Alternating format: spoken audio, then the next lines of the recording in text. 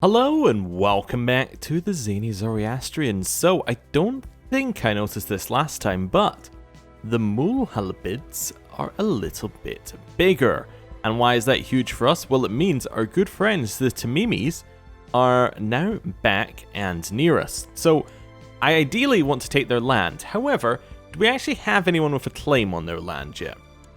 Or at all. So we have Aram here. He has a son, our nephew, is a weak claim on the Ishaquid satrapy, which is this one. That's not what I'm interested in. Aram had a claim on that, right? Because he was the ruler before us, right? Let me just have a look at history here. Yeah, Aram was the leader before us, right? So his children should have inherited his claim. Oh no, she's got a weak claim on it. Was it only her who got it? Wait, why did only they get it? Why did he not get it? Interesting. I wonder why only they got it. I don't know. If I check the son, well, he doesn't have it, obviously. So it's a weak claim that our wife has, actually. Okay. So that's a positive that it's a weak claim that our wife has. So that would mean it would stay in the family, obviously. How are we going to do this?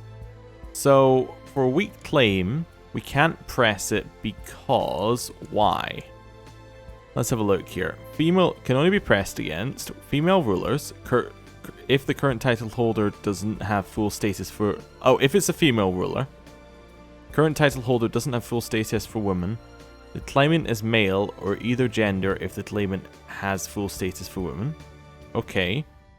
Oh, that's against female rulers. Okay. Regencies. Titles already being contested in a claim or succession war, and titles the claimant is second or third in line to inherit.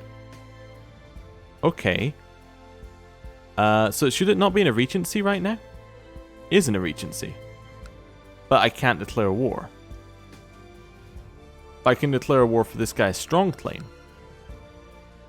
I guess I can't do it because it's only female characters who have it, and I guess they can't declare one on a male if it's... Yeah, because their claim is too weak, maybe? I just noticed that they're at war. They're in a war against Gascoigne. In fact, we're in a war against Gascoigne. You know, I'm going to wait a little bit and see what we can do here. Maybe it'll recalculate here. Nope, doesn't appear to be. Okay. So I guess, yeah, I guess it would have to be a male heir with the claim.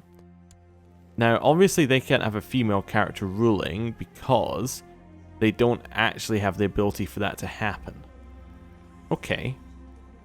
So I think our claim is worthless. That's where I'm going here. I think our claim is absolutely worthless because we can't pass it on and we can't press it. So unless there's already a claim or succession war going, we can't do it. Okay. Now, obviously, we can make a succession war happen by putting this guy in charge, but that doesn't help us because, like, we can't declare war during it. We could always border dispute them because they're weak. That's the other side of it. We could just border dispute them for some land because they're just extremely weak. That's not a bad idea for Shiraz there. Gives us the last little bit. Why can we only do it? Oh, that borders you. Yeah, so this is where you can only attack ones that... Oh, I guess that's because these ones aren't controlled by him, maybe? Doesn't make any sense. Anyway, we could just border dispute them. That is the other option. The Zuni landed characters in our realm won't like us, but how is our liege feeling about us? He hates us. Well, I may try and sway him, just to get him to like us a little bit more. And then I think, why did I have these guys? That's my niece over there. Yeah, I had those. Why did I have him marked? Oh, because he has a claim on the Saparid satrapy. Yeah, and it's a potential thing we can do later if we manage to become a king. Okay. Yeah. Well, I think the Tamimis need to be attacked. How weak are they? They have nobody.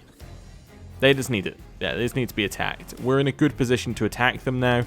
Seems like a sensible war. Border dispute. Do not have 100 gold. Well, we could borrow money. Yeah, let's borrow 300 gold. Why not? declare our war. The border dispute over Shiraz. Let's go. Right. So now we raise up our personal troops, vassal troops as well. I'm gonna disband the ones who are at this side, which is 500, well, close to 500 of our troops. The reason I'm gonna disband them is they're not gonna be able to make it there, and we'll move them into the center. We can always walk down and get them. We're gonna be attacked here, actually. I need to disband those troops as well. We're only at 1,000 troops now. That's interesting. Who are we going to have in charge? Faridun seems good in the center. I think we want him on the side, because having one of these does actually help quite... Although he's Craven, never mind. It turns out we're just going to have the top 3 there. Okay. I can walk around this army, or I can attack in. I think I'm going to walk around back down here, so I can get the rest of my troops. News from China. Not even an independent realm like that of Bashkiria dare stand against the full force of the Jin Empire. Kagan Bator, the Tormentor, has instead peacefully agreed to become the tributary state of the Middle Kingdom. Time will tell whether the magnificent emperor truly favors them. Okay. Wow, that's a large amount that's now underneath the Western Protectorate. Yeah, so all of that is Western Protectorate now. That's crazy. Yeah, they are massive. That's worrying. Okay. I mean, it's not that worrying, because we are, of course, in the Abbasid's land, and they are fairly strong, and will be for a very long time, unless we do something about it, basically. Young Delaram often speaks in reverence of the wise women of old, saying she wants to be like them. So we can say that's good, and she can become erudite. Which would mean that her learning would be high enough that it can be used. It would be +2. Or she can become kind. You know what? Get that. Oh, +1. Oh, look at that. 1 stat. That's what I like to see. Right. Gonna head down here. Gonna get the rest of our army together. That's good. Gonna move up to Shiraz there. And yeah, we can either siege it or attack. I think we're gonna attack. We have 700 more troops. Attacking allows us to stop their siege as well. I think it's a good idea. It didn't stop their siege, but that's just bad for them. In the chaos surrounding the battle of Issakhir, my men cornered Wali Kariden of Saoshyant, who was cut down with ease. The high symbols of rank in his uniform apparently went unnoticed until a soldier stumbled over his corpse. We gain prestige, lovely. We also get some opinion boosts. Nice. Or the person who did it got some opinion boosts. We win the battle easily. Yep, nice. We're now going to assault that back down, so that's now ours again. We can chase down their army, or we can siege. I think I'm going to go siege. Even though they can come back and take this fairly easily, if we take the war goal, that's going to help a lot. Do you want to meditate and become better? Sure, let's become better. Curled up safely in the badger's den, I have a chance of temperate and diligent. And I didn't get either. Again. Okay, that's fine. It's a chance. Revoke title. What do you want? The Sheikdom of Issakhir. My worst province. I don't want to give it over, but I have no recourse here. There's no way I can win the battle. Or like win a war against him. I just have to give it up. Yeah. Excuse me? You want me to give up another one here? You declared war on Gujarat. Why do you want me to give up this? Wait, which one's this one? I have to accept, right? I don't have an option. Are you leading the siege? I am. I have to accept. If he asks for another one, we're kind of screwed, but that's okay. We are expanding with a new heir who is Shah Ram. This is my nephew. Okay. Open council position for a spy master. Merzad, I guess, is my best spy master. Yeah. It's a little worrying. I don't like losing the land. 50. There is falsely confessed faith. If he takes another one of our titles, I may have to falsely confess our faith and just hide underneath him here. It's a little bit worrying. Yeah. Do I adopt the Marshal's idea for military tech spread? Yeah, sure. It's only 4 gold. Right. We're taking the war goal. We're going to siege it down. With all my illustrious education and all the affairs of state and diplomacy, I should have no trouble finding the right way to endear myself to Sultan Abdul Qadir. Yeah, I'll send an envoy to his realm. Let's see how that works. Right. He's just holding on to them himself. That's not great for us. Just as expected, my diplomats were able to convince Sultan Abdul Qadir what an honorable and trustworthy ruler I am, and that I am a man worthy of his respect. Well, that's good. Hopefully, yeah, hopefully that actually translates into something. We've won that siege. We really need this land now, because it's actual land we've lost. We can seek treatment for our illness. Sure. Okay, a well-tested treatment. And it worked. Fantastic. Friedin lowered his hand into the bucket he brought to your chambers. He pulled out a fish that was wriggling between his fingers. Open wide, he prompted you, and popped it into your mouth. You struggle not to reach as it tickled the back of your throat. I feel better. Well, that is good. I mean, actually, I feel nervous, but that's fine. The Lords of Egypt have approved the institution of the ruler title revocation sovereignty law. Oh no. Is that to revoke our titles? That's a worrying place to be. Okay, attack in here. We do still have enough troops. Our center needs to be him. I guess we lost our strategist. We can lead the side, that's okay. We get some extra morale for leading our own armies, which is good. We are winning, just about. That was a tougher fight than it needed to be. We'll salt that back down, 89%. Gonna chase them down. They might want to surrender now. No. Okay. Keep chasing. We need a new designated regent. I don't know. Our wife, I guess, seems like a good choice. Or our nephew. Yeah, our nephew. What happened to our strategist guy? He's just kind of gone, I guess. Yeah, he's just kind of gone. Oh, did we lose? I think we lost a commander, actually. Because we lost an extra bit of land, maybe? Oh, maybe he was in the land that was taken as well. Well, but we must have lost a commander slot, right? Oh, no, we must have lost him and a commander slot, maybe? I don't know. Or maybe we didn't lose a commander slot. Maybe I'm wrong. Maybe he died and I just missed it and automatically assigned a commander without noticing. I don't know. Anyway, I could hear someone sneaking around inside and believed it to be a burglar. When I went downstairs, I discovered Parviz opening one of my letters. Well, he could use some practice reading. Chase through here.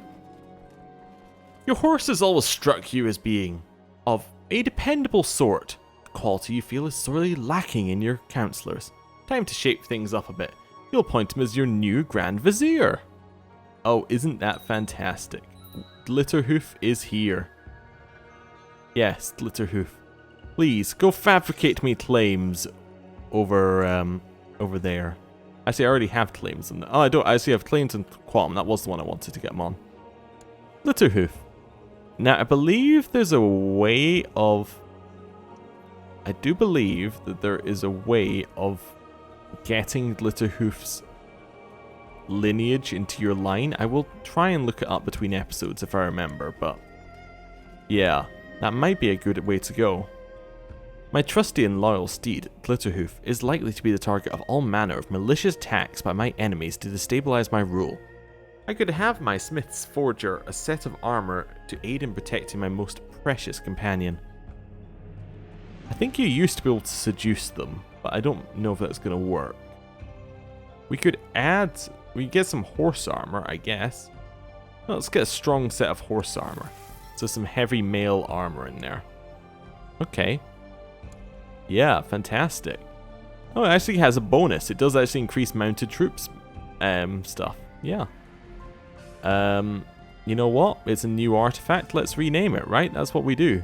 Can I it's not my inventory. I can't rename it. I mean, I guess if Glitterhoof dies, it might go into my inventory. Yes. So he's inheriting stuff from our former vassals. Lovely. That's just awful. Well, I want this guy to like me more, so I'm going to ask him to like me more. He was unmoved by my concern for him. He claimed that we do not know each other well enough to reveal details about our personal lives to each other. Okay. 99% war score. Today is a sad day. The hedgehog I took into my house that faithfully hunted down vermin has passed away. Today is the day of mourning and sorrow. Never was there a better hunter. Oh no, I forgot that we got a hedgehog, but it kind of fits into all of our stuff here, doesn't it? Yeah, we just don't want them to move. If they just stay here, we win. Yeah, 100% war score, offer peace and force demands.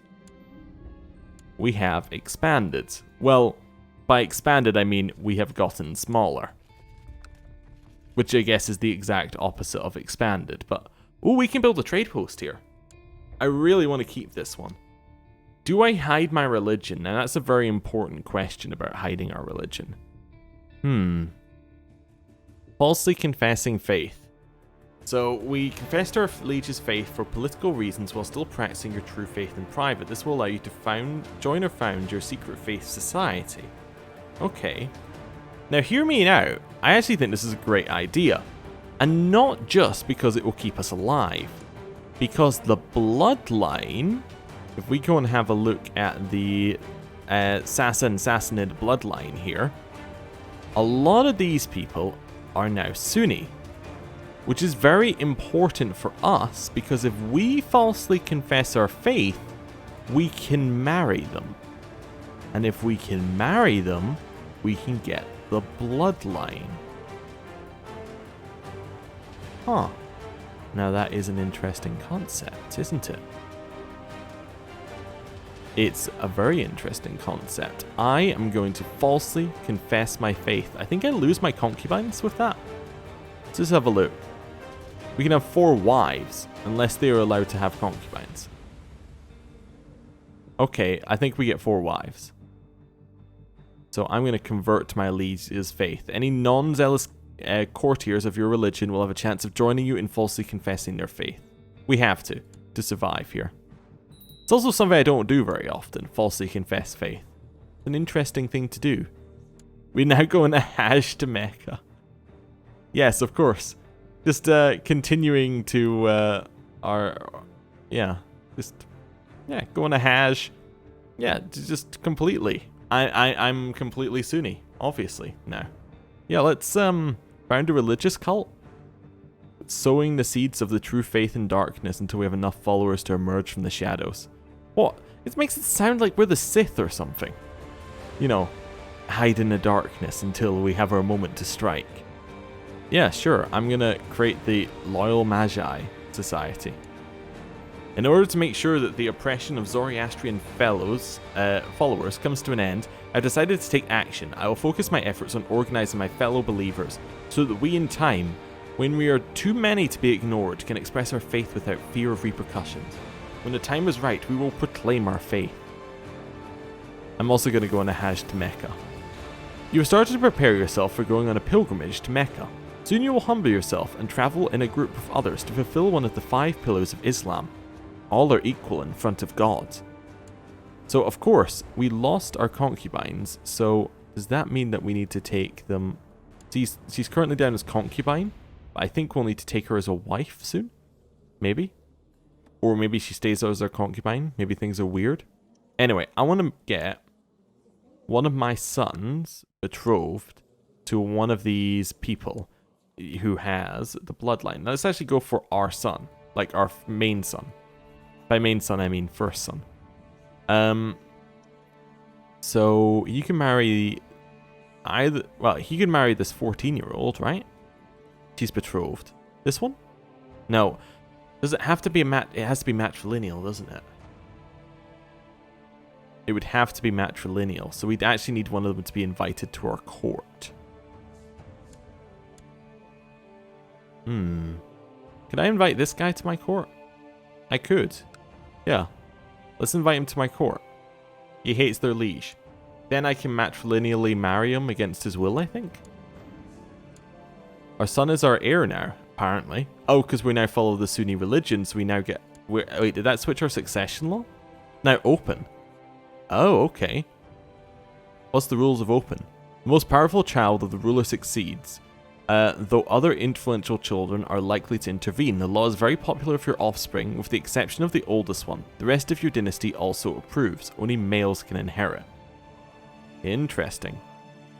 Even though I am now publicly proclaiming the greatness of Allah, I will still hold my Zoroastrian ideals in my heart. Praise Ahura Mazda. Okay.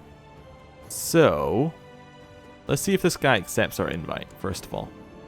I'm preparing myself for my travel to Mecca, and I have understood that there are members of my court that have not yet gone on a pilgrimage to Mecca. As Emir, it is my duty to be charitable to my people, and I will bring one of them with me. Yes, sure. We'll bring this erudite guy. He's well read. He might be good company. You have joined my court. So can I arrange a matrilineal marriage? Maybe I can't do that. Let's say betrothal. I can't do matrilineal here. I can only do that. That would pass the bloodline on. However, the bloodline is only through patrilineal inheritance. Well, how do I do this then? That means only male characters can pass the bloodline on to their offspring. There would have to be a matrilineal marriage.